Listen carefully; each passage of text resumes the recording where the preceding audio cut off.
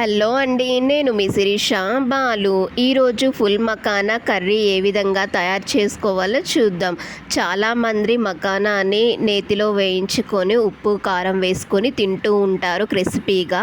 అలా కాకుండా ఈరోజు చపాతీల్లోకి చాలా టేస్టీగా ఇలా కర్రీ ట్రై చేయండి.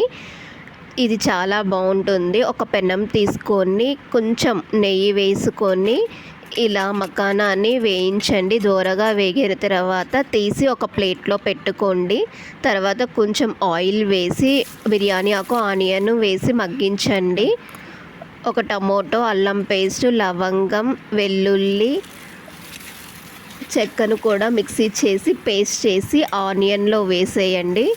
తర్వాత కొంచెం మగ్గిన తర్వాత ఉప్పు, కారం, పసుపు, మసాలా, కొంచెం పెరుగు కూడా వేసి నూనె పైకి వచ్చేంత వరకు వేయించిన తర్వాత కొంచెం వాటర్ వేయండి. వాటర్ అంతా కుక్ అయిన తర్వాత కొంచెం దగ్గరకు వచ్చిన తర్వాత వేయించి పక్కన పెట్టుకున్న మకానాను కూడా వేసుకోండి.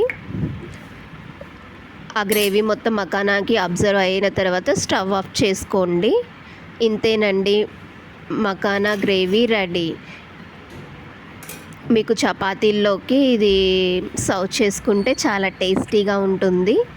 అలాగే మకానాలో కూడా చాలా ప్రోటీన్స్ ఉంటాయి. తప్పకుండా మీరు ట్రై చేయండి. ఈ విధంగా అయినా కూడా మీరు చపాతీల్లో తినవచ్చు. Thanks for watching. Like, share, subscribe.